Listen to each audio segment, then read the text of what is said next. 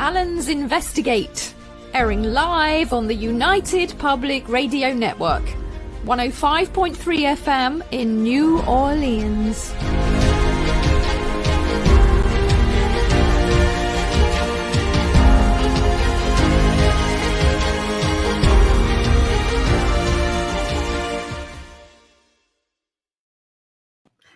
Yay, and welcome to the Allen's Investigate with me, Shona Allen. And I'm Gary Allen, the Cockney Bard. We're broadcasting live on the United Public Radio Network, 105.3 and 107.7 FM from New Orleans and also on Roku. Now this week, we'd like to welcome our special guest, Ralph Ellis, writer, historian, polymath, and independent researcher of biblical and Egyptian history for more than 40 years. Being an independent and from a theological and educational establishment allows Ralph to tread where others do not dare.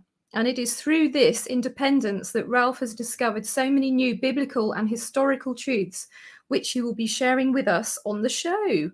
Welcome, Ralph. Good to be with you. Thanks for inviting me on, Gary Pleasure. Shona. It's a pleasure. It's A great pleasure. Thank you.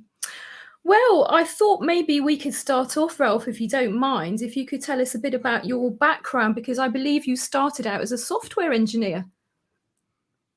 Oh, I've done many things. I'm very much a polymath. No, I started off in surveying and mining. But then the bottom fell out of that market. So I went into computing. I became a computer analyst, and then I wasn't terribly happy with that. I went into aviation and I became a commercial pilot. So I've been an airline captain as well, and various other things. Wow. And I'm a climate scientist, but I don't mention that too often. No. Okay. Probably best not to.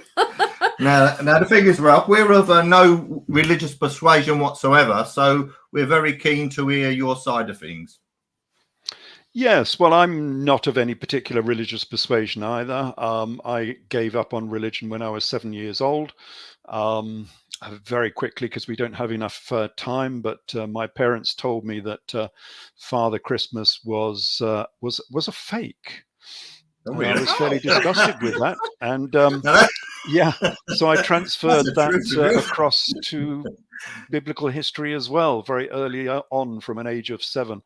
And I've been of a sort of, I call myself a Gnostic atheist, because an agnostic doesn't know, whereas a Gnostic knows. Mm-hmm. And Gnosticism being also divine wisdom. Yes, but mine's less divine and more sort of earthly. But yes, I hope I've got some wisdom. So what kind of drew you into this whole sphere of, being drawn to this sort of biblical history and the ancient Egyptian history? It was my very early atheism, or Gnosticism, you might say. At a very early age, I was always questioned, because I was in a C of E school, a Church of England Protestant school. And everyone would always ask, well, why don't you believe? And of course, at that early age, we're talking 11 to 14, I didn't really know. So I decided to actually read the texts to find out. Mm-hmm. And the more I read them, the more, or rather I should say, the less they actually made sense. Mm-hmm. And I soon found out as well that I actually knew more about the text than the people who were supposed to be teaching us. Mm-hmm. And so that sparked the interest. And then it followed on that, because I found all of these lacuna, these big holes in the story, I decided to sort of find out why this story was written, whether it was historical, whether it was fictional, because then I started entering into this debate with, the non-believers who were saying, well, it's totally fictional because we cannot find any of this in the historical record. And of course, the believers will say, well, you just believe it because, there's the book. Thanks. Yeah. And so I took a sort of middle ground that maybe you could find some real history in this book if you sort of dig a little bit deeper into what it was saying. And that's what I've done. I've virtually found all of the biblical texts in the historical record. Not from the spiritual point of view. I don't do that, just from the historical point of view. Okay. Because all you need to do is understand what they were talking about. Sometimes they've changed the location, like they've done with the United Monarchy story. Sometimes they've changed the era, so you have to look in a different century, perhaps. Sometimes they've just twisted one or two of the names. And by doing so, they've covered up who they're actually talking about. But I think most of the story, Sorry, no, I was just going to say, do you think that this was changed, say, starting at the Council of Nicaea? No, I think a lot of this was changed a lot earlier than that. I think a Okay. lot of it was changed during the Babylonian exile, if we're talking about the Old Testament. Christian, yes, that started, the gospel change happened with Emperor Vespasian. So it was done at the behest of Rome in the AD 70s. The Old Testament, I think a lot of that was changed during the Babylonian exile, when you had these exiles, because a lot of these texts were written in Babylon during the exile. And they were trying to make sense of their position. And so they rewrote the story to make Egypt the pariah state, and they didn't want to accept that they had been very powerful people in Egypt. And that changed the story into what we see today. Yeah, it's fascinating. I mean, I certainly haven't spent 40 years researching it, but just on, I mean, I probably come at things from a more spiritual point of view, but everything seems to be pointing towards ancient Egypt from what I've discovered. It does. Yeah, and a lot of people don't know this because it's not broadcast in standard media and standard sort of texts. You have to dig very deep to find this, but a lot of this information comes straight out of Egypt. So the plot for Joseph, the Old Testament Joseph, that comes from the tale of two brothers, which is a very old Egyptian text. The Nile turning red comes from the destruction of mankind. The 10 Commandments is the judgment of the dead. Walking on water is the instruction of Ankesh and Shonk, I think it is. The Sermon on the Mount comes from the Maxims of Ani. These are all very old Egyptian texts. We actually have these texts. Psalm 104, the hymn to the Aten, which is, written by Akhenaten himself, is Psalm 104. 104, exactly. It's there. Some real massive similarities, and also the 42 precepts of Mat being the goddess of truth and wisdom and justice and order.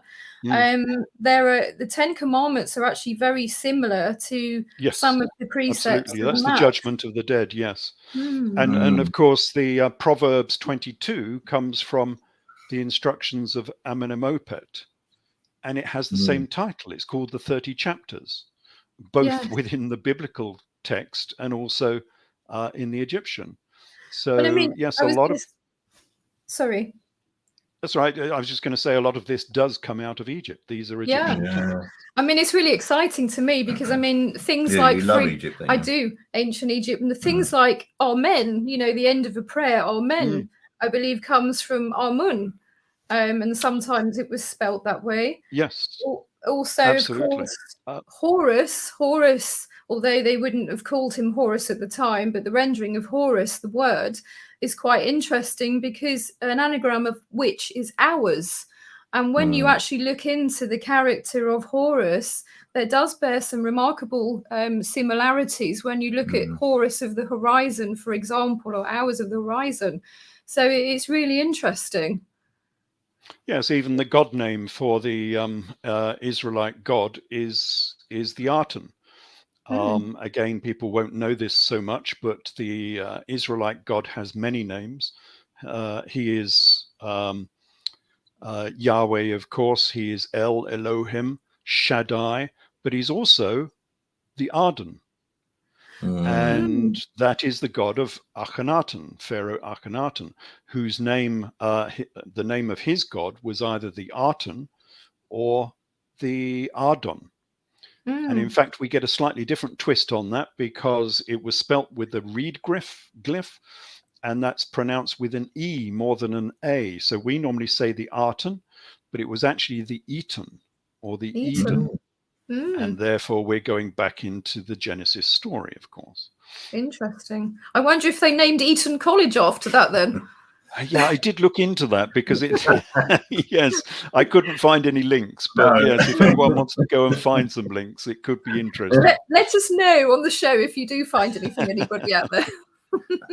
Ralph, as your research caused you any significant issues?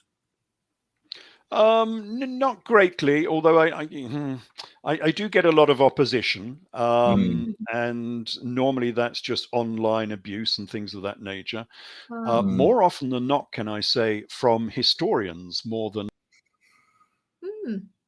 Oh, Ralph's gone. We appeared. He's magically. Welcome back, Ralph. Yes. I suddenly disappeared for some reason. What is this sorcery? Oh. So, last year I did get 8 punctures on my car, and I had a bucket of maggots poured through my letterbox. So, there is some opposition. It's really sad because, I mean, surely that should be everyone's goal to find the truth, whether you like it or you don't like it. I mean, you have to find the truth, surely. Yeah, but a lot of people don't want their truth being distorted. No. I'm in a strange position, and I put people in a strange position as well, because I'm saying your book is true. Right. The trouble is, it's not quite as you would expect it to be. So, the Israelite shepherds were not poor shepherds. They were shepherd kings. Yeah. They were the Hyksos, the Hyksos pharaohs of Egypt. Same story, same name, just a sort of different profile, you might say, a different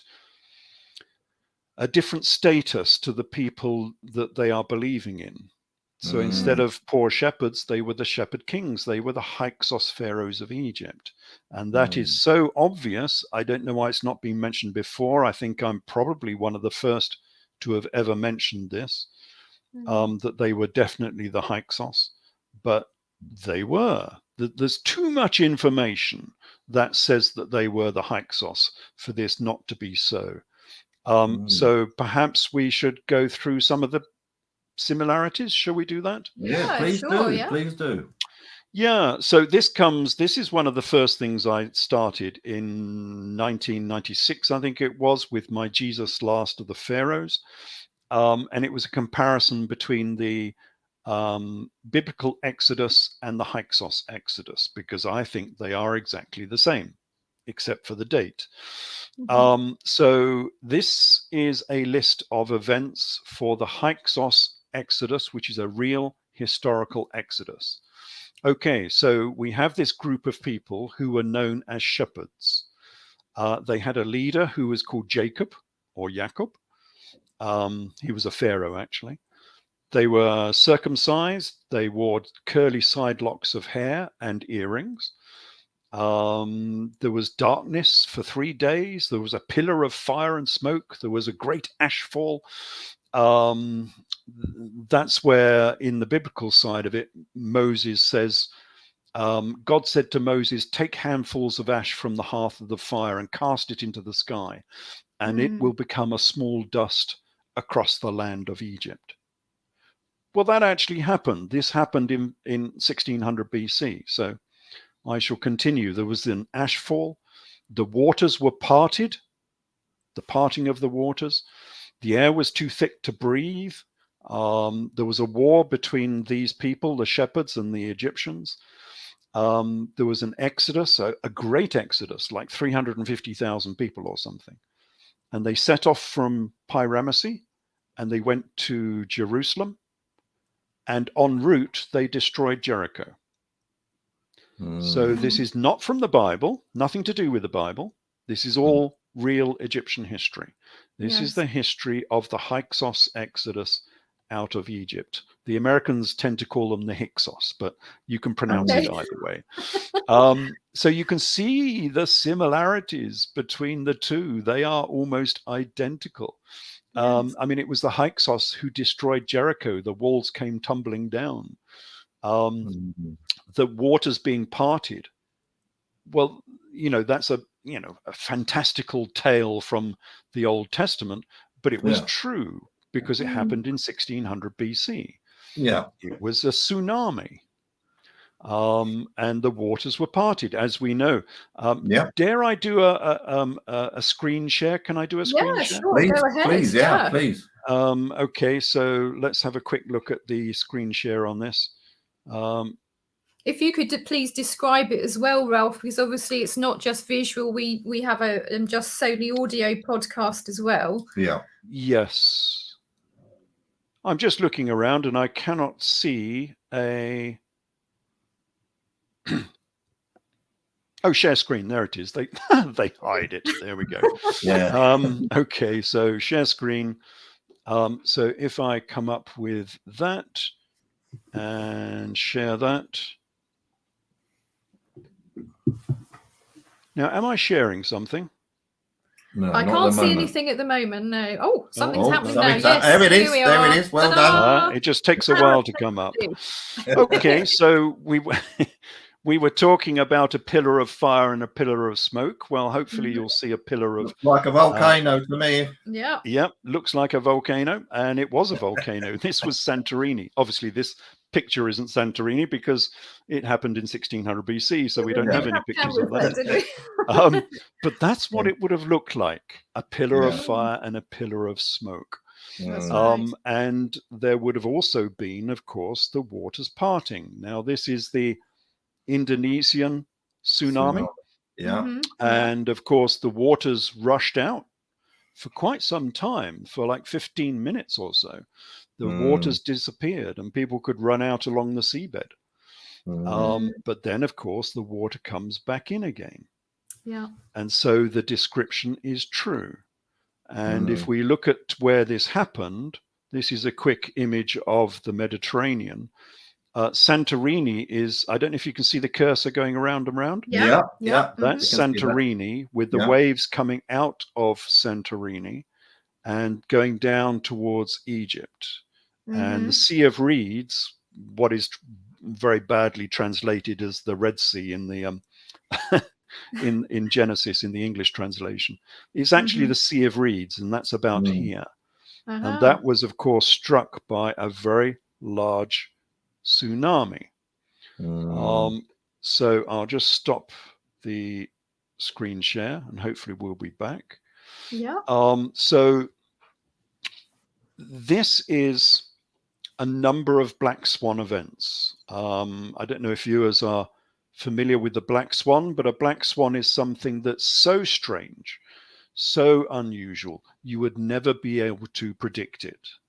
And therefore include it in your story, because it's so out of your experience. You would have no idea what it is. But here in this story, from the Genesis story, we have 5 black swans, all in the same story. We've got the pillar of fire, the pillar of smoke, we've got the great ash fall, we've got the waters parting, and the darkness for 3 days. All of those elements are from a maritime volcano.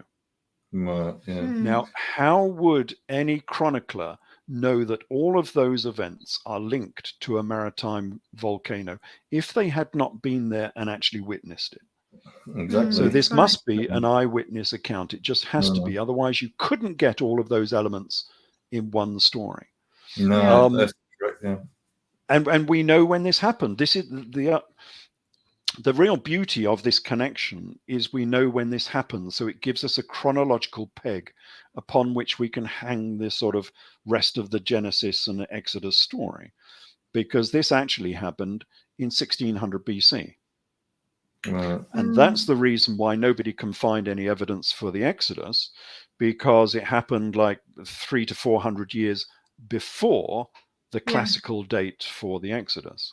And so you have all of these archaeologists charging around Israel and northern Egypt saying there is no evidence for the Exodus. Well, if you're looking in the wrong date, of course you're not going to find any. You're not going to find if you look in the right date, which is 1580, so the Hyksos Exodus was 1580 BC, just after the volcano, about one generation after the volcano. then you'll find all the evidence you need. Yeah, you make a pretty compelling case for that, Ralph, I must say. Yeah, for sure. Yeah. But that gives us a lot of confidence that the rest of the story may be correct. You know, if they can get that correct, and we can be pretty sure that that is correct, then perhaps the rest of the story is correct as well, if we know how to translate it. Yeah. So this is a story of a very powerful people. So they've changed that, of course, you know, no longer slaves in Egypt. That does come from a piece of history that we can look at in a minute. But basically, the Hyksos were the controlling authority in Egypt. They were people from Canaan. So it's pretty much the same story. From Mesopotamia, from Haran, which is where the Israelites were supposed to have come from as well, who came down into Egypt circa sort of, let's call it 1750 odd BC, and took over Egypt, especially northern Egypt, and became the dominant people. They became the pharaohs of Egypt. And they lived there for, 150 years, perhaps, whatever it was, until they were kicked out on this great exodus. So the story is actually very, very similar to the Israelite story. Yeah. And this is why it's very odd that people will not accept this, because if we go to Josephus Flavius, who is Judaism's greatest historian, he says that the Hyksos were our forefathers. So he's admitted it in three places. What does he say? Let me see if I can get a quote.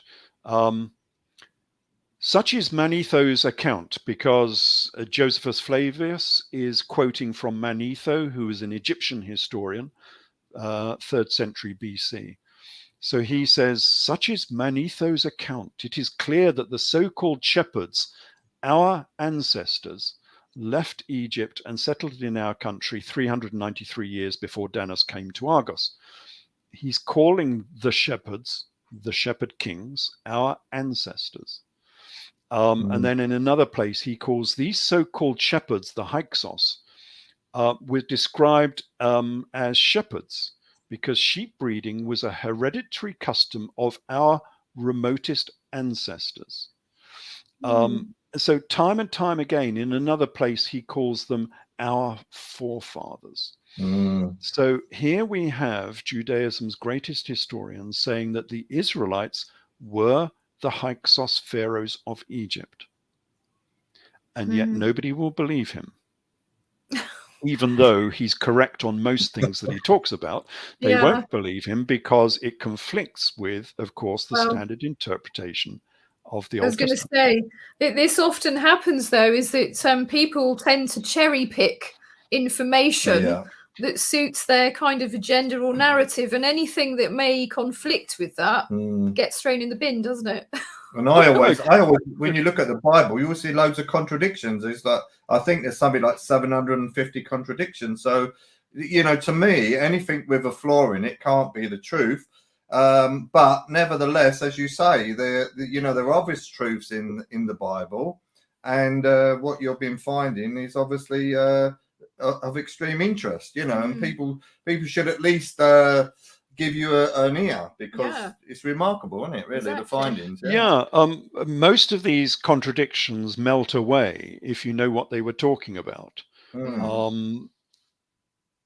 We're not going to talk about the New Testament now. It's too much information and too much. It takes too long. But what's happened there is they've moved the date. So it didn't happen in the AD 20s, AD 30. It happened in the AD 60s, AD 70. So they've moved the date by 40 years. And because they've done so, you cannot find any of the information. If you look into the right era, you will find all the information. Very much the same as they've done with the Old Testament here, where they've changed the date by 400 years, and that's why people can't find it.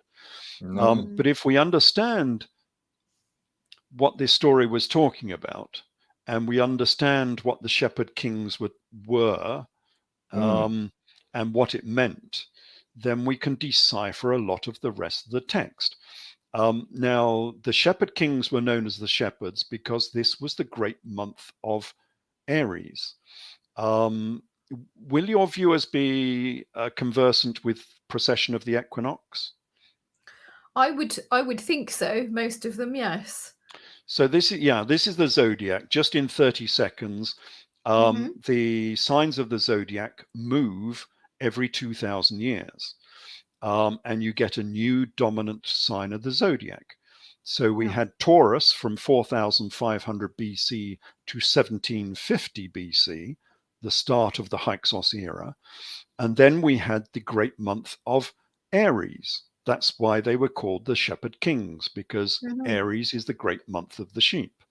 Yes. And that ran all the way from 1750 BC to the turn of the first millennium, AD 10, something like that, when the great month of Aries turned into the great month of Pisces.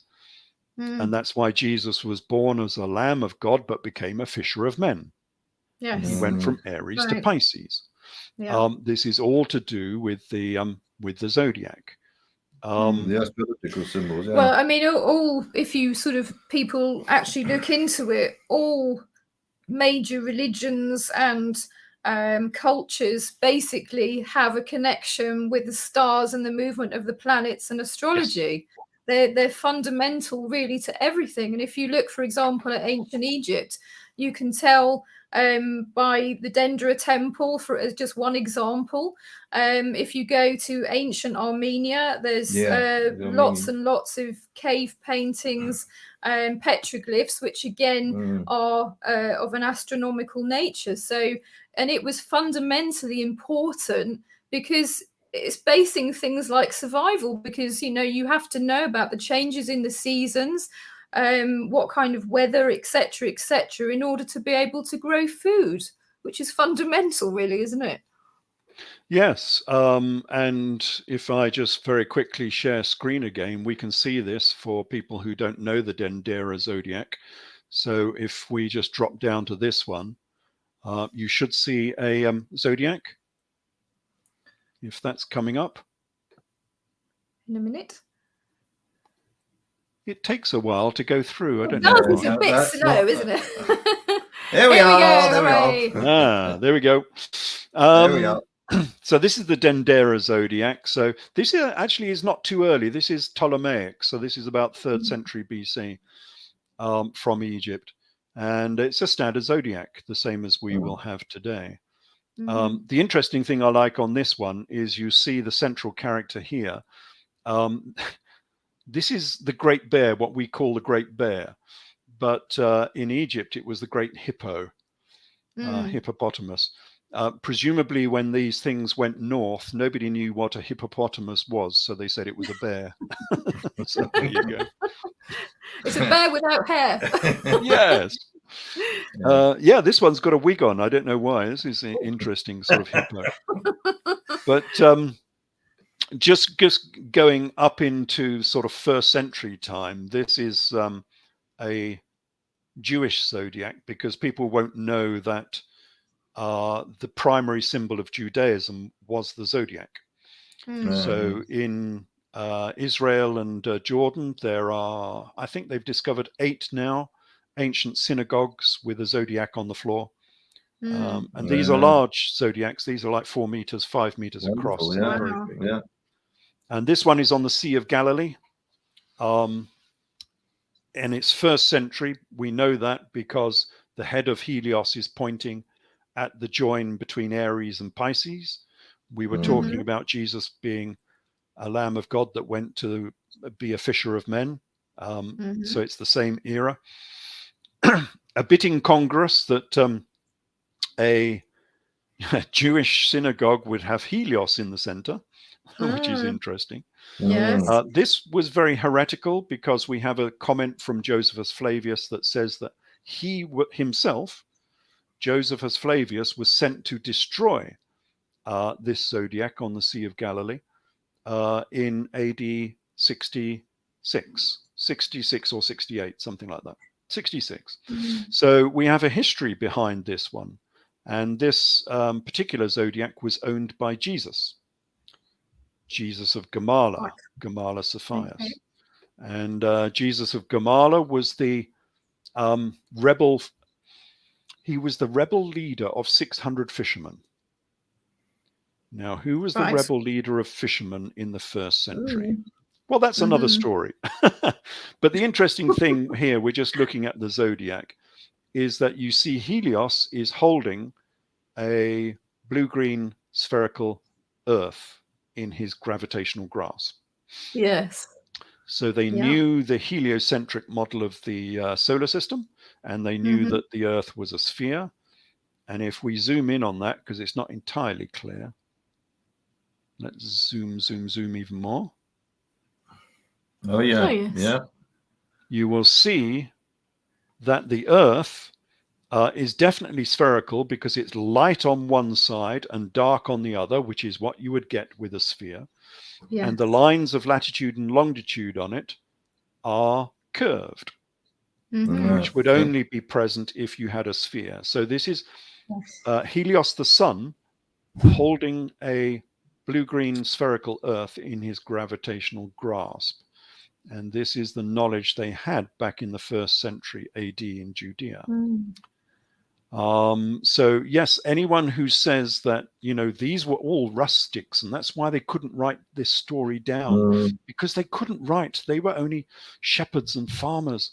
No, nonsense. These were important people, and they understood a lot of our standard astronomy and physics and mathematics. And it's interesting as well, because I mean, this knowledge seems to have been shared across the globe as well, doesn't it? Yes, well, they went on many an exodus, so they've taken this information with them out of Egypt on their many exoduses. They've had at least 3 exoduses out of Egypt, and then there was a great exodus out of Judea and so on. So yes, this information has been spread far and wide. But if we look at this Egyptian side to the story, it starts to explain lots of things. It explains the Joseph story, the Old Testament Joseph. I don't know if you remember this one. Joseph goes before Pharaoh because he's bringing his brothers down into Egypt. And he says to his brothers, look, you're going to meet Pharaoh, which shows actually how important these people are. Well, Joseph himself was the prime minister of all Egypt. So you can see how important these people were. So he says to his brothers, you're going to meet Pharaoh. When you meet him, don't say that you are shepherds. Say that you are cattle breeders, because the Egyptians hate shepherds and they'll kick us out of the country. Which means absolutely nothing in agricultural terms, and nobody has been able to explain that. But of course, they're not talking about agriculture, they're talking about astronomy. They're talking about the zodiac, precession of the equinox. Now, this happened after the first Exodus. They're coming back into Egypt. That's why they're talking to Pharaoh, that they can come back into Egypt. And basically what Joseph is saying is, look, when you see Pharaoh, don't say that you are Hyksos Shepherd kings who follow the great month of Aries, because otherwise he'll kick you out of the country. Say instead that you are Apis bull followers of the great month of Taurus. Otherwise you won't be able to stay in the lands of Egypt. And then suddenly it makes perfect sense. So this is where this reanalysis of these texts is useful, because now we can make sense of texts that never made any sense whatsoever before. And again, it backs up the idea that we're talking about the Hyksos Shepherd kings. That's what we're talking about here. It's not just astrology. This is also the fact that, of course, Pharaoh wouldn't allow them to stay in Egypt if he realized that they were renegade Hyksos who were trying to come back into Egypt. They would be thrown out of Egypt. That's exactly what he's talking about. And the interesting thing here is a verbatim text from this would be, I'm just trying to think, circa sort of 1400 BC. And yet this conversation between Joseph and Pharaoh has been preserved for 3,400 years. And we still have that conversation even today. Yeah, it's amazing. This is how good they were at their record keeping. They were writing everything down. And so when people again say that, these were rustics who they only had oral transmission for thousands of years, that's why it doesn't make sense. Nonsense. We have a verbatim conversation between Pharaoh and Joseph that has lasted for 3,400 years. Exactly. It's always quite a useful tool, that one. Well, it's just oral tradition, and it's a bit like Chinese whispers. Chinese whispers. Yeah, they do the same in the New Testament as well, and that's not true either. There was no oral transmission. No. But it makes a lot of sense, though, doesn't it? Because I've seen this debate for many years about the Exodus, and you've got one camp saying, "Oh, yes, it definitely existed, and you have to accept, what it says in the Bible about it." And then you've got the other camp on the other side that says, "Well, there's no evidence because the Egyptians were brilliant at. They even sort of wrote down bird migrations and things. So why on earth wouldn't they have, mentioned about, the Israelites going out of Egypt?" But of course, what you're saying makes much more sense, doesn't it? Yes, they've just renamed them. Throughout all of my books, I call them the Hyksos Israelites, because they were one and the same people. And if you understand that they were one and the same people, then you will understand pretty much all of the Old Testament. And it makes sense of texts that were never made sense before. And it's also become predictive. You can actually predict things that will happen, and then people will discover further truths and so on. So it's been very useful. And it's very difficult for anyone to challenge and undermine this theory, because it's all based on the original text. So I'm not having to rely on Victorian historians and theologians and things of this nature, which a lot of people do, and even some earlier texts and so on. These are the original texts, and the original texts make perfect sense if you understand what they were talking about. And of course, I was going to say as well, Ralph, you've actually traveled to ancient Egypt and, the Middle East and many of these places. So you actually are able to see these for yourself, unlike some of the, shall we call them scholars, that basically just sit there and read books and have never been. Yes, I used to live there as well. I lived in Anatolia for 6 years. Yes, and then I had one of these critics trying to tell me where Odessa was. We haven't mentioned Odessa yet, but it's something we might come on to in a later show. It's where I say that, a lot of the gospel events happened in Odessa, and he was trying to teach me where Odessa was, and he had never been out of America, let alone been to Odessa. I used to live in that country. I think I know where it is, chaps. Yes, you get a lot of this with the critics, that the standard riposte will be rubbish. That's nonsense. I wasn't and of course, then I say to them, well, what do you disagree with? And of course, they never come out with anything that they can actually disagree with, because what I'm saying is direct quotations from the original text. Exactly. All I have is a slightly different interpretation on what those texts actually mean. And the problem. I think the thing, go ahead. No, I was just going to say, the thing is, to have an adult discussion, you have to listen to all sides of a story in order to come to the truth. Because if you're only seeing it from one angle, how do you know if it's the truth or not? You don't. It's a big problem, isn't it? Yeah. And going back to the problem that their interpretation doesn't make any sense, if you change it slightly, suddenly these texts become explanatory, and we know what they're talking about. And the classic one there is probably Akhenaten and the Genesis story. So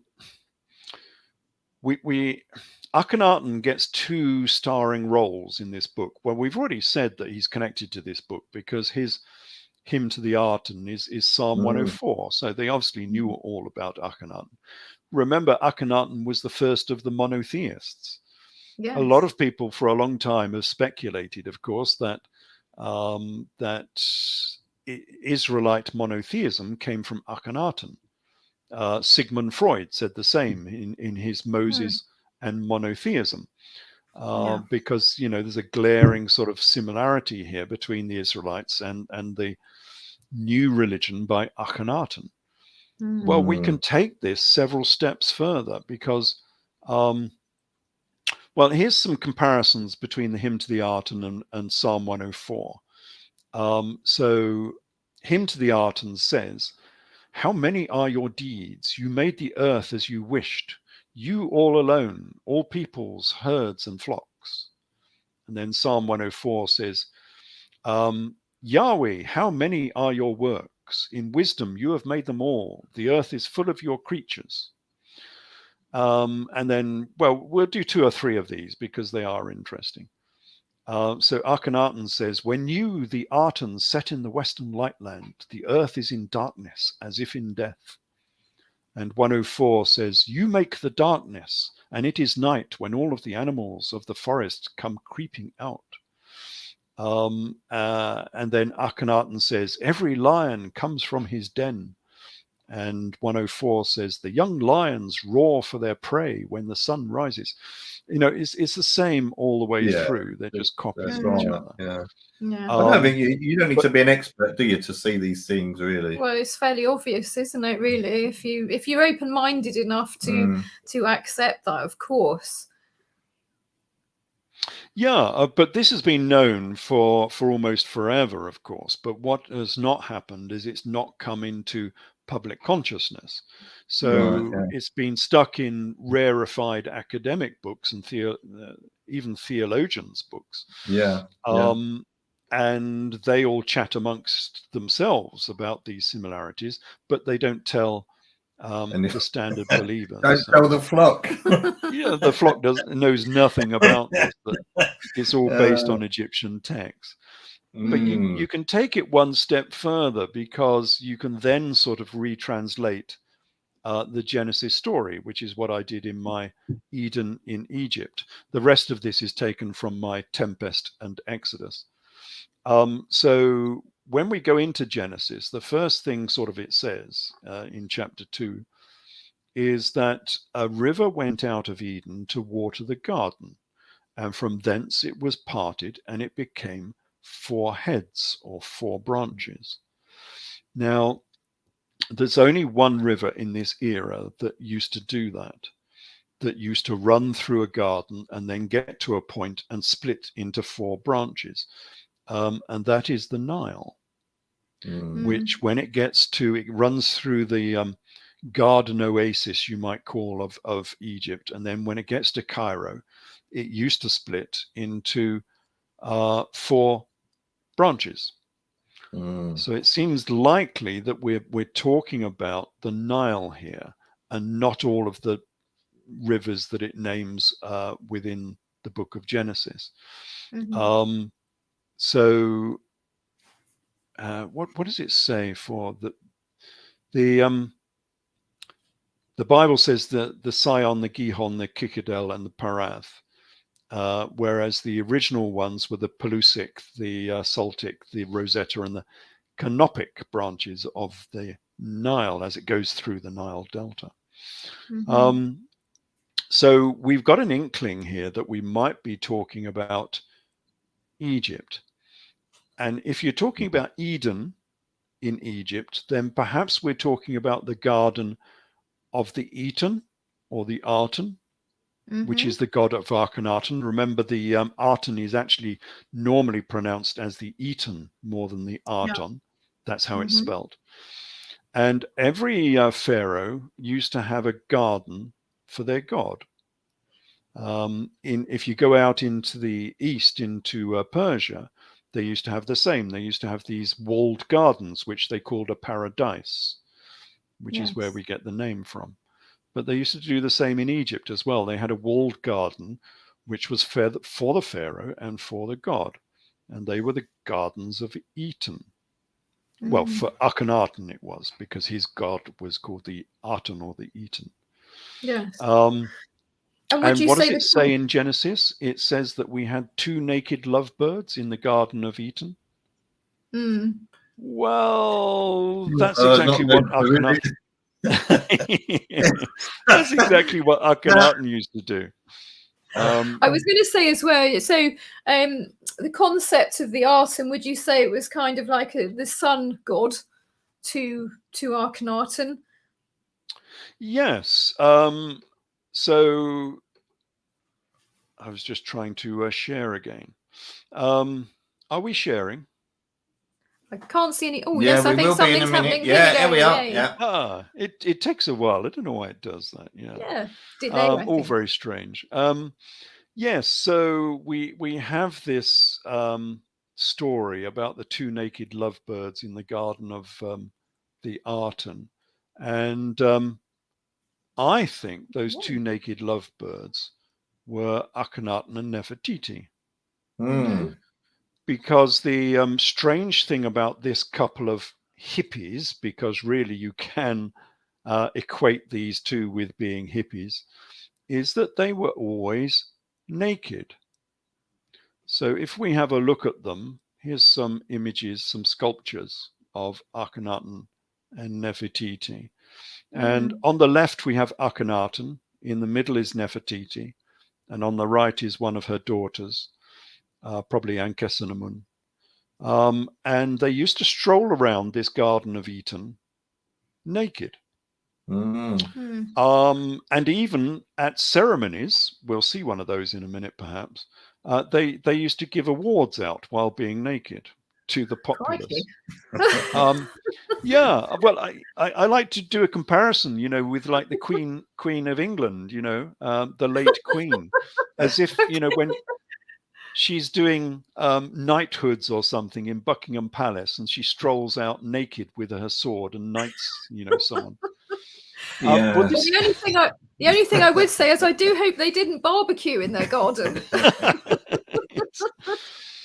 But here we have the monarchs who specifically said to their artists, because they wouldn't have done this without their permission, of course, sculpting Akhenaten on the left here, not only naked, but as androgynous as well.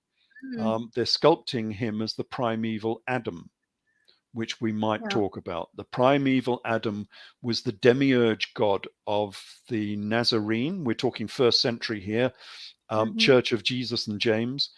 The Nazarene used to believe in the primeval Adam, who was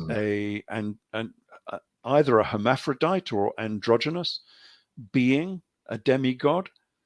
Now, who was the androgynous demigod of ancient times? Well, it strikes me that they could have been honoring the history and the religion of Akhenaten, because that's exactly how he portrays himself. Yeah. And you can see that on the left here. Yeah. And then, of course, we have in the middle, we have Nefertiti, and here she is in older age. And she's ordered her sculptors to draw her and carve her naked. Now, what monarch today or prime minister would do that? Rishi Sunak, maybe. Well, I'm rather glad Boris Johnson hasn't been doing that. Dear old Boris might, yes. Boris, oh gosh. Yes.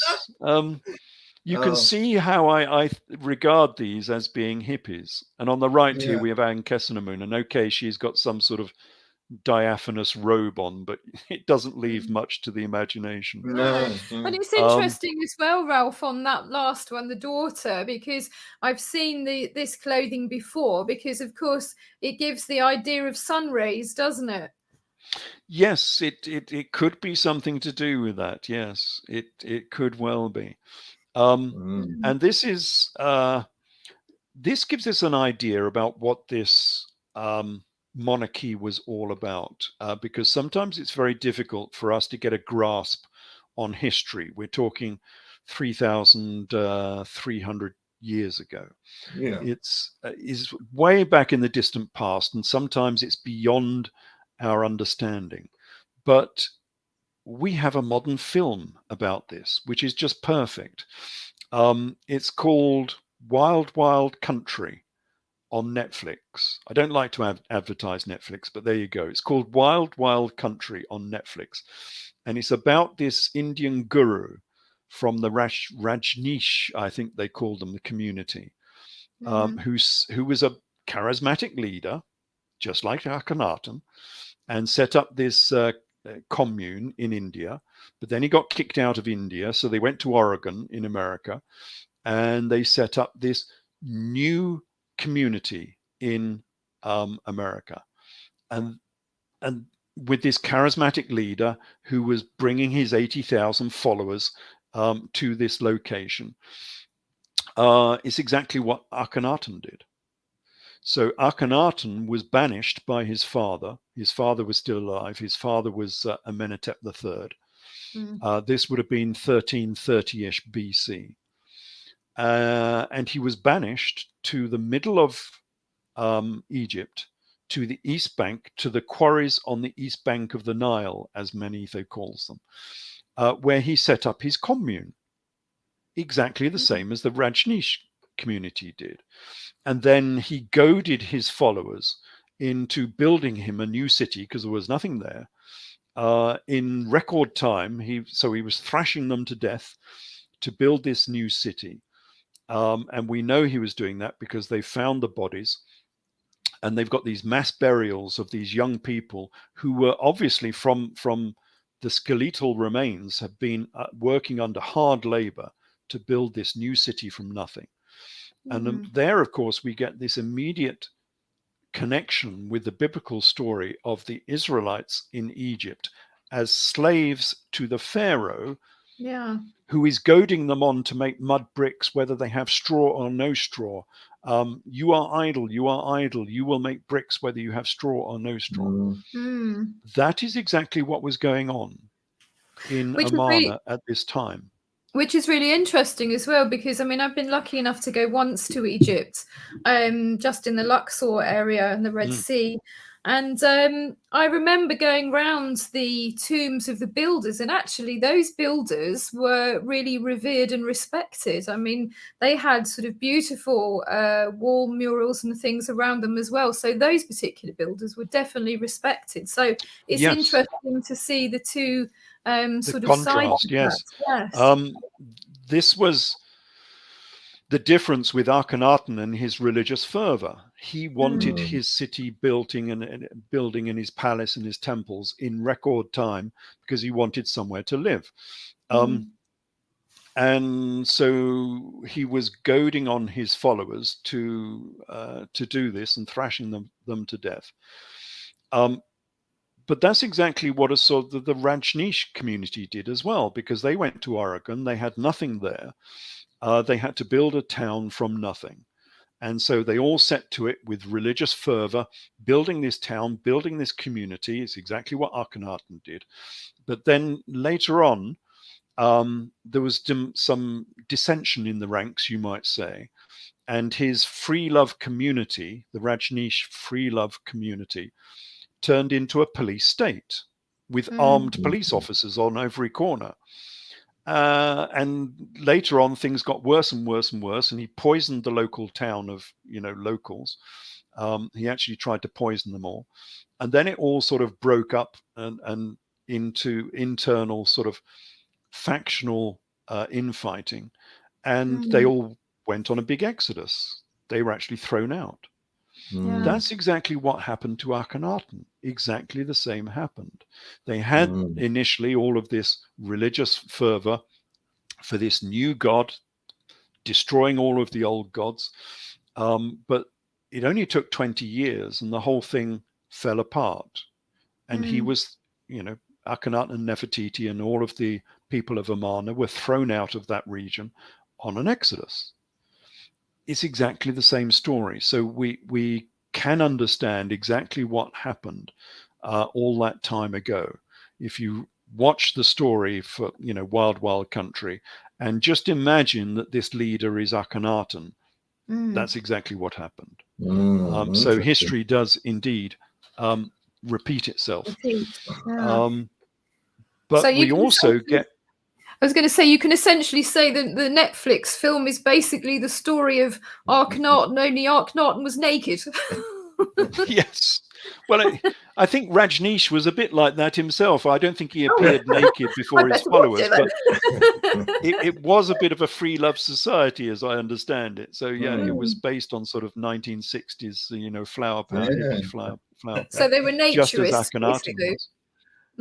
Makes this, yeah. But if we start this connection between the Akhenaten era and the Exodus event, we find many connections.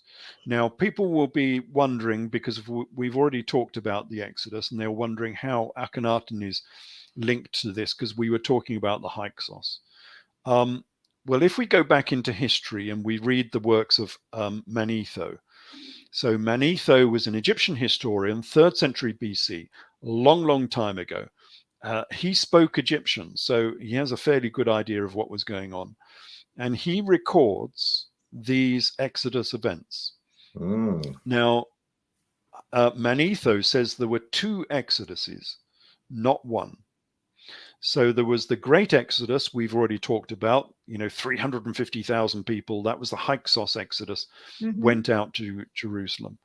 And then he goes into the smaller Exodus of 80,000 lepers and maimed priests. Now, this clearly is the Akhenaten story. So there were 2 Exodus events. There was the big one, which is 1580 BC, and then the small one, which is the Akhenaten Exodus, which was circa 1320 BC. So there's quite a long time between these 2 Exodus events. And that is when we get this connection with Akhenaten and his small community that was initially banished to the middle of Egypt on the what Manetho calls the stone quarries on the east banks of the Nile. And he says that 80,000 lepers and maimed priests were banished to these stone quarries. Quite clearly, this is Akhenaten and his followers being banished because his city, Amarna, or Akhenaten as he called it, was on the east bank of the Nile.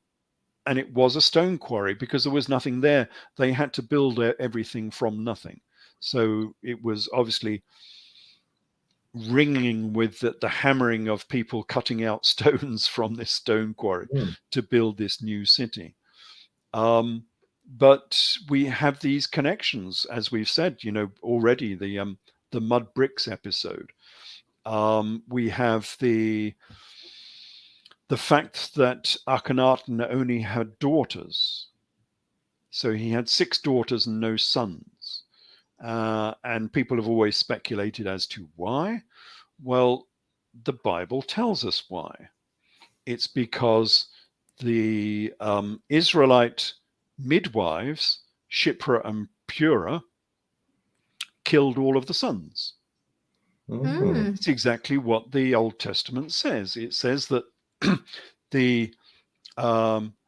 when the Israelites were on the birthing stools, if it was a boy, the midwives, Shiphrah and Puah, would kill them. Now, that is interpreted, obviously, normally as being the whole Israelite population, which would be extremely difficult if you can imagine a whole population of people. But if you're just talking, if you're just talking the royal family, then of course it is possible.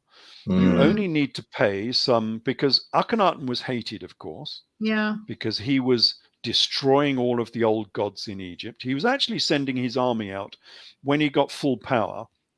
He was sending the army out across all of the temples to close down the temples and cut out all of the images of the old gods. Now, that takes a lot of power to do that. Okay, he might have been a free love hippie, but he was also a tyrannical dictator, because he would not have been able to do that otherwise. It's imagine in the modern world, sending out an army across America to go and close down all of the churches and destroy all the crosses. Not a popular move, you might say. No. Definitely not. And so you would have to be a real tyrant to manage to do that. And he did. Yeah. He managed to do that. So there was a lot of opposition to his reforms and his new religion. So yes, you can imagine some people paying a couple of midwives to go into Amarna and kill all of the sons of Akhenaten. And of course, he had no sons, only daughters. yeah. He had 6 daughters. To destroy the line.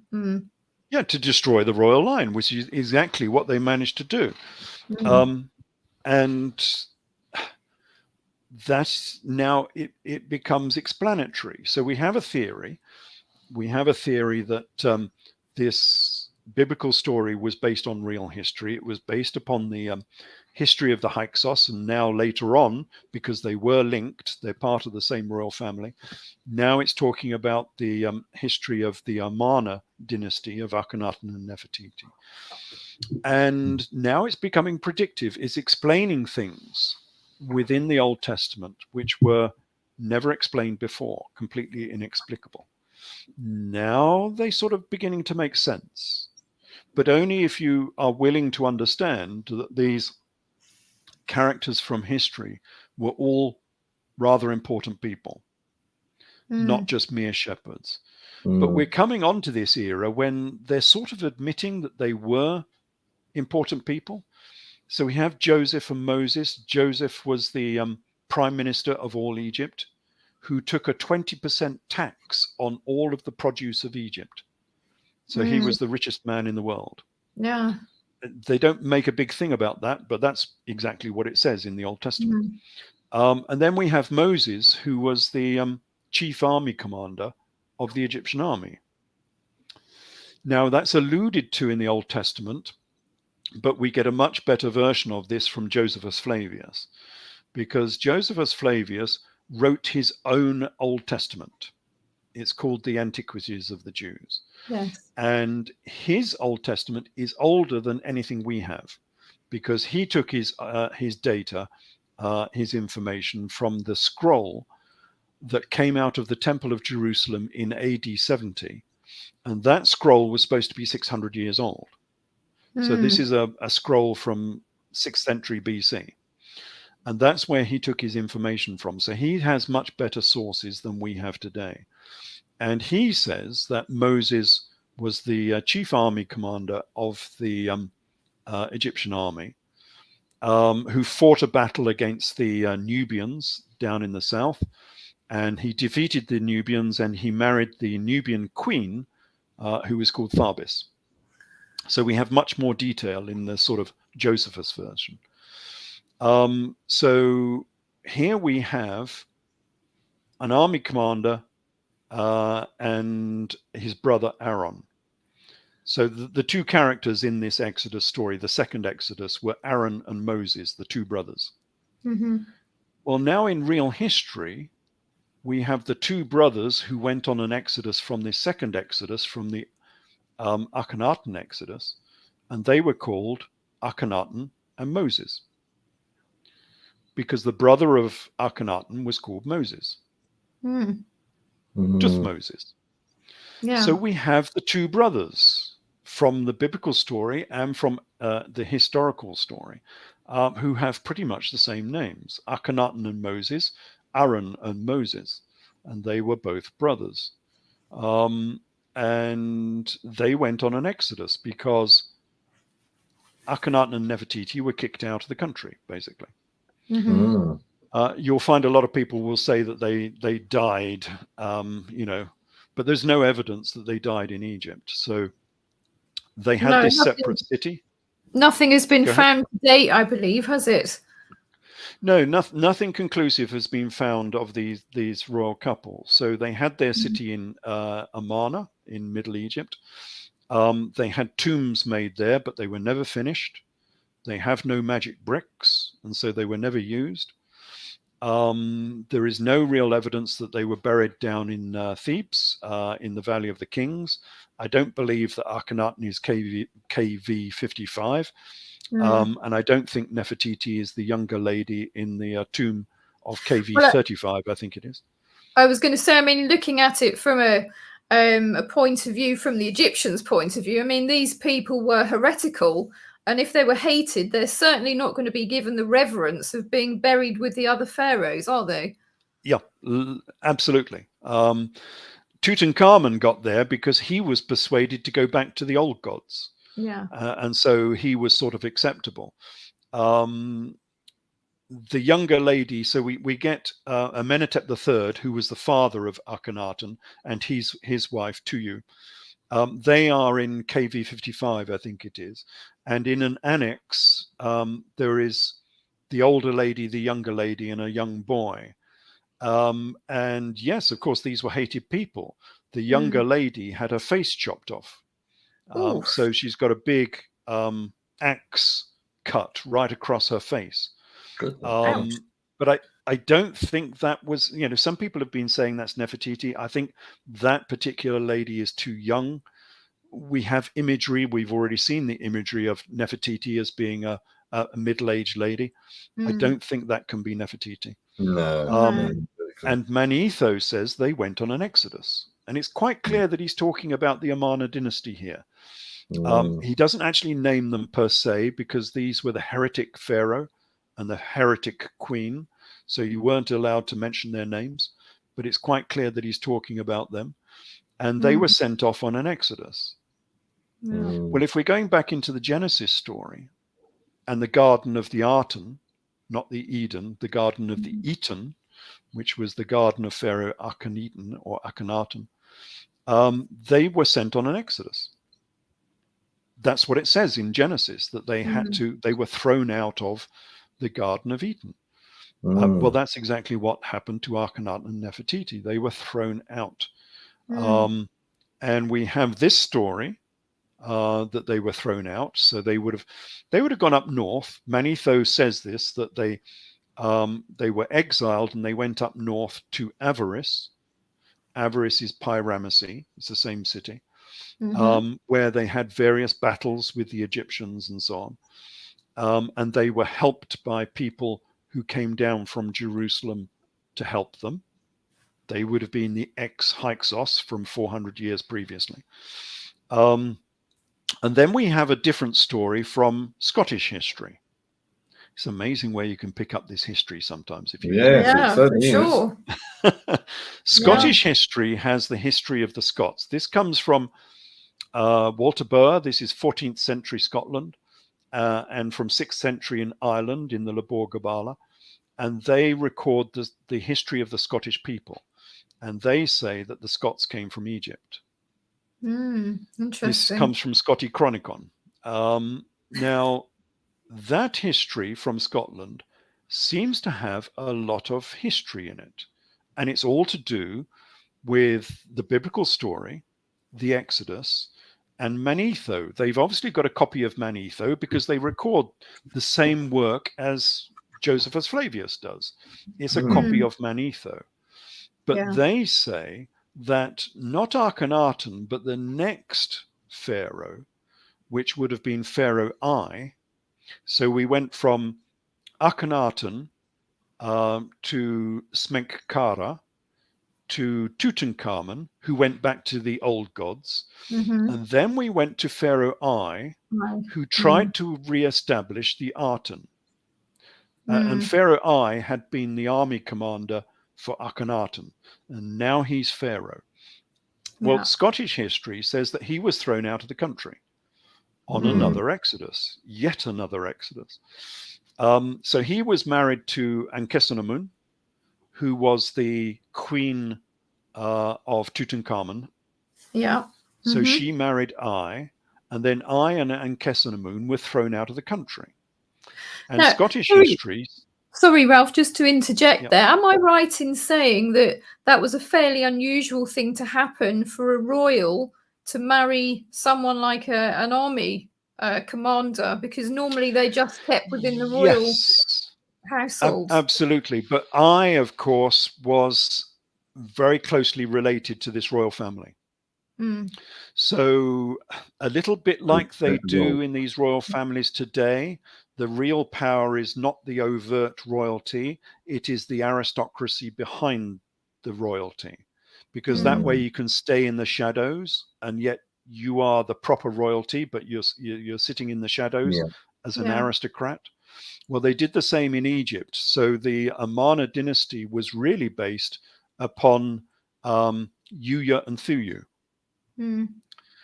And they were the power behind the monarchy, and all of their daughters were marrying into. So Nefertiti was related to Yuya and Thuyu, and Kessenemun would have been very much the same.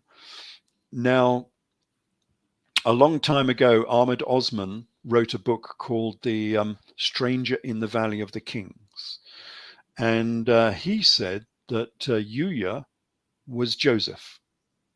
Right. Mm-hmm. The biblical Old Testament Joseph, who we were talking about, because they were both prime minister of Egypt. Yuya was the power behind the throne. He was the most important person in Egypt, and he was the patriarch, you could say, of the Amarna dynasty of Akhenaten and Nefertiti. And they had the richest burial in Egypt that's ever been found, apart from Tutankhamun. In fact, actually, I think it's probably better than Tutankhamun. It's all in the Cairo Museum now. If you want to go and see it, it's all there. He had this sumptuous burial, and this is why the book was called Stranger in the Valley of the Kings. He was the only non-pharaoh to be buried in the Valley of the Kings. So that's how important this guy was. Interesting, isn't and it? they were both ginger, of course. I sort of have been following this ginger monarchy, and The ginger mummy as that's well. really interesting. It's very interesting, isn't it? Yeah, Because they're both ginger haired. Exactly, and there's actually a Ginger mummy mummy, in the British Museum, I believe, isn't there, called Ginger? Ginger. Yes, Not going ginger. yes. There were quite a few of them, and a lot of people have said that this was just henna, or it was something to do with mummification, but that's not true, because no. I agree with you, because I've seen this before. These experts have come on and said, oh, it's just the natron, which basically has dyed the hair. But actually, when they've done hair analysis and they've pulled it from the root is also ginger as well. Which that would rather suggest that ginger root, they were redheaded, And also they've checked the proteins. There's two types of menelin that make the different hair colors, and the ratio between these two types of menelin determines whether you're black-haired or ginger-haired or I wondered if that was a link to the Celts, was it, with the ginger hair, Well, I have wondered about this, but I've not sorted this out yet. It's something that requires further information. But the mummy of Ramesses the Great was taken to Paris for preservation, because it had some bugs on it. And so Professor Kilcaldy, who was the chief forensic officer in Paris, did, as you say, he did an analysis of Ramesses II and his hair. And he said that Ramesses II was a Caucasian with wavy ginger hair. So this is true ginger. And that's why we get, all of these ginger phenotypes running around. But of course, if Pharaoh I went to Scotland, as according to Scotty Chronicon, and he was of the same family because he was related to Yuya and Thuyu, then he would have been ginger as well, and he would have ended up in Ireland and Scotland circa 1000 BC. Fascinating, isn't it? Well, that's because really they didn't go there. Yeah, I was going to just say that my family came over from Ireland, and I remember my dad sort of talking to me a little bit about this Egyptian princess that visited Ireland, and I do believe that there's actual a mound, isn't there, or something? I haven't looked too deeply into this. Yeah, I think that was an Egyptian prince rather than a princess. But yeah, he was Okay. called the Egyptian prince because he had an Egyptian necklace. Mm. And of course, that was very unusual. We're talking Bronze Age. We're going back a long time here. And Wow. yet Yeah. this person in Ireland, I think he was buried in Tara, Mm. but he wasn't the primary burial. He was a secondary burial in Tara. And he had an Egyptian necklace on, which was unusual. And there's been quite a few of these anomalies from Ireland. And I have a few of them here, actually, since we're talking about Yeah. Ireland. Share away. Yeah, so let's share screen again.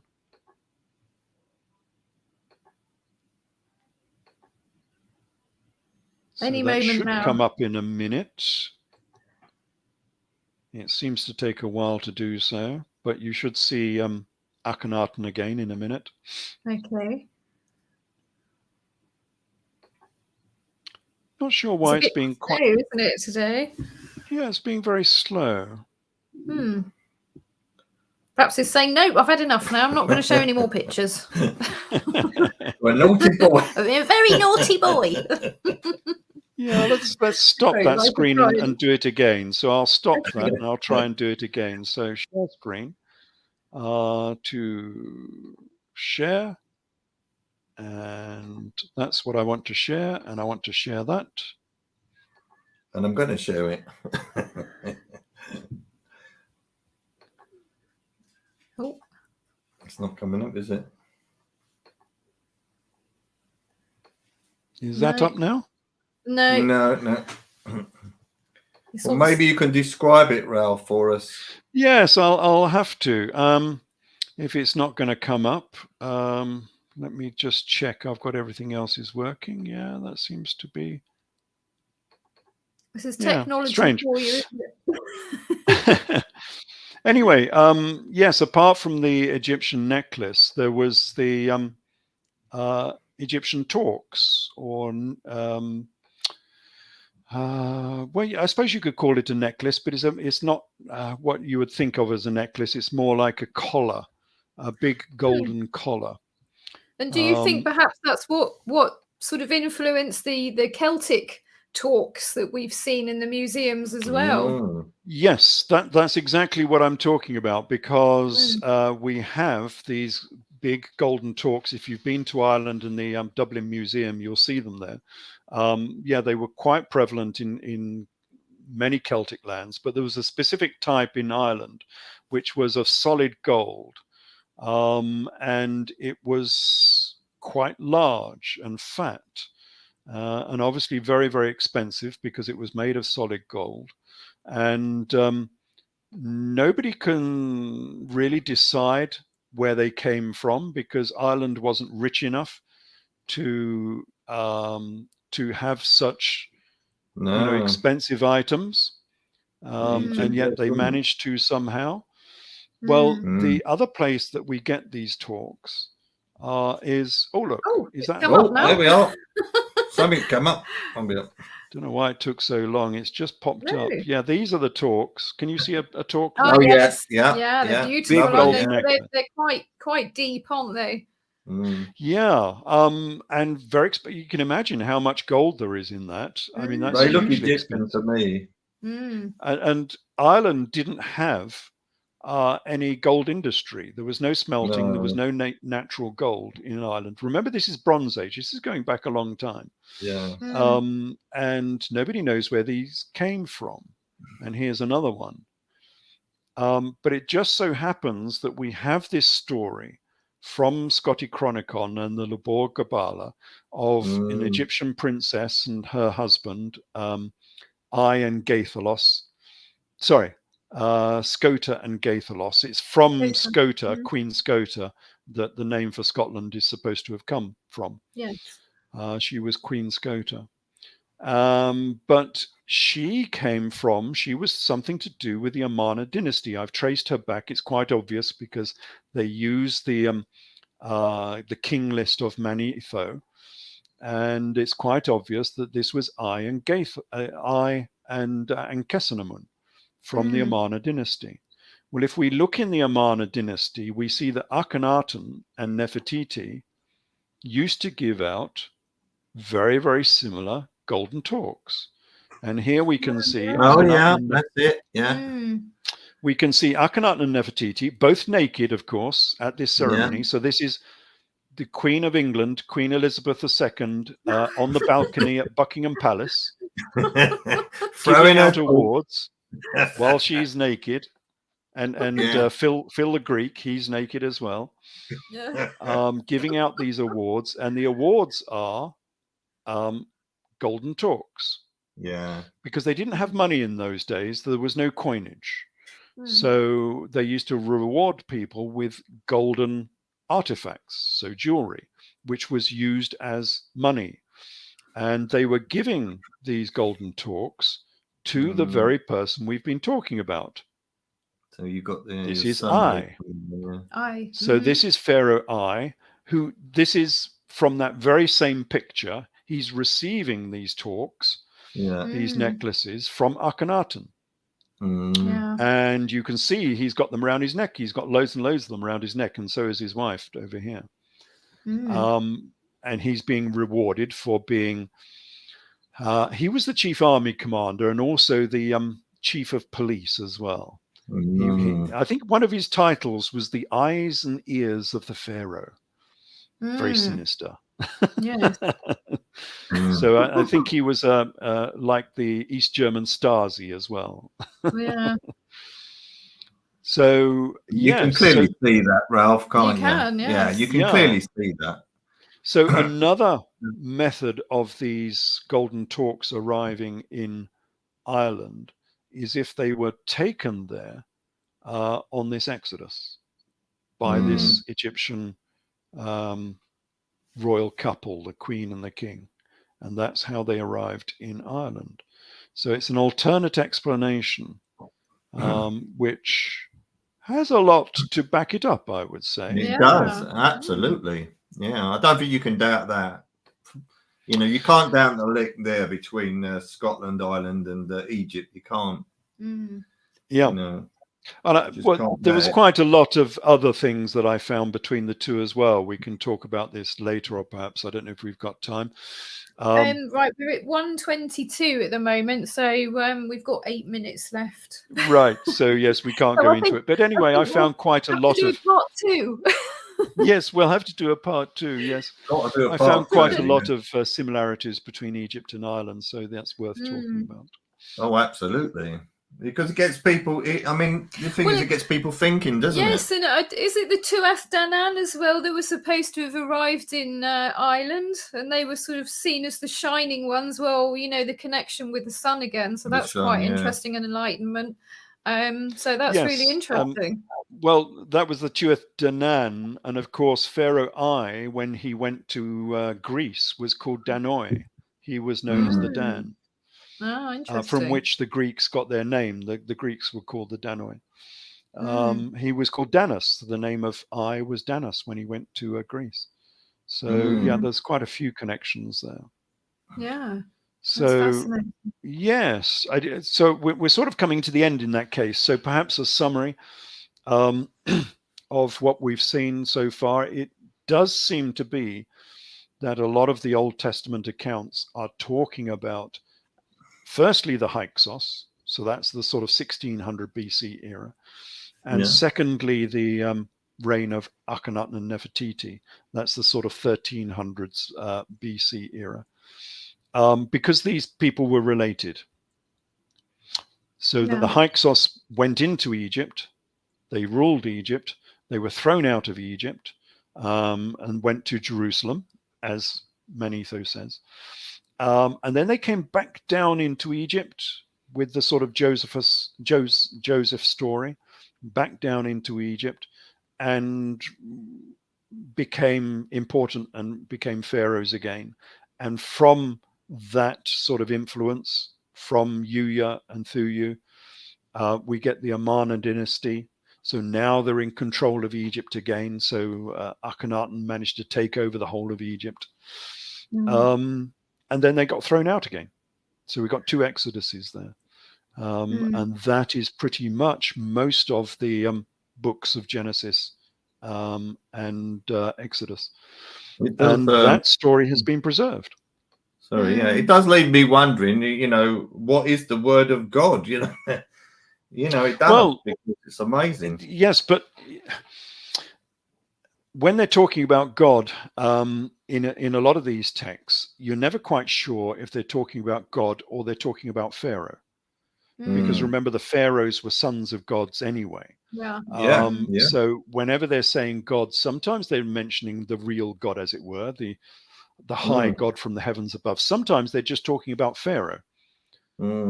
Because quite often the God figure is anthropogenic. They're cooking cakes and buns for God, and God has feet and he's walking around the Garden of Eden. Quite often the God figure is anthropogenic, and quite obviously to me at those points they're talking about the actual Pharaoh instead. It's very interesting because to me and to Shona, God is that sublime intelligence that created everything. I mean, you can't get away from that. Well, it's everywhere you look, isn't it? I think it's just a creative force in everything, isn't whatever it? that may be, Yes, but that wasn't the only God. It's the same when we come, maybe later we can talk about the Nazarene, the Church of Jesus and James. Yes, for sure. They have a God, but they also have the demiurge God, which is a creator God, who is like a demigod. He's not the high God, he's a lesser God. And so you're never quite sure exactly what they're talking about. Which is like the Gnostic sort of understanding of it, isn't it? Yes, indeed. Yeah, well, so it's really fascinating. But I mean, there's so much more to talk about. I could talk to you for hours on end. Very interesting man, Ralph. Very interesting. But it is interesting. But the thing is that, I mean, we talk about everything in all respect and reverence to everybody, but I think it's very important that people should be open-minded enough and adult enough actually to sit down and discuss and question, because it's by questioning and searching that you find the truth, isn't it? Exactly. Yes, well, this doesn't actually destroy anyone's belief in a God.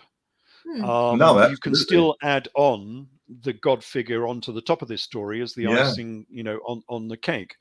If that's what you wish to do. It's not destroying the presence of God whatsoever. No. Depending on who you talk to, some people like this, some people hate it. So if you're talking to Church of England, a Protestant, and I've spoken to many priests, they actually like this story, because now it means that the biblical texts are real history, and therefore it's more believable because they're based on truth. It changes the story slightly, but as a Protestant, they're not worried by that very much. That these people were important, kings, because, well, even if you read the Old Testament, in a lot of places it's calling them kings. I'll come back to that in 1 minute.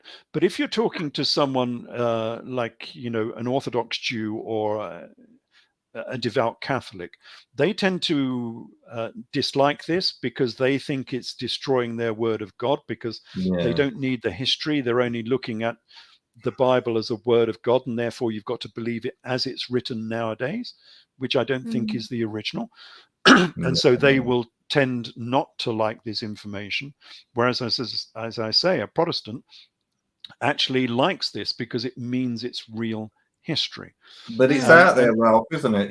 That's the point. It's for people to look for themselves and that's search. Right, and search for it and just question. So I think to sort of finish off, I'd just like to say thank you so much. Thank you very much, Ralph. Ralph, for joining us. Part it's been two fascinating. And part two, if you don't mind, would be really good. We might have to if anyone wants any more information, they can look up my Facebook site, which is ralph.ellis.144 on Facebook. All of my books are on Amazon. This comes from Jesus, Last of the Pharaohs. This comes from Tempest and Exodus. And this comes from Eden in Egypt. So they're all out there on Amazon. Excellent. Try and get the post after 2017 editions. They're the new editions. Okay, that's Excellent. fabulous. Thank you very much, Well, Ralph. thank you very much. And thank you, everybody who's watching, for joining us on the Allens Investigate. And just to let you know, we're broadcasting live on the United Public Radio Network, 105.3 and 107.7 FM from New Orleans, and also on Roku. Thank you very much for watching, and thank you so Bye. much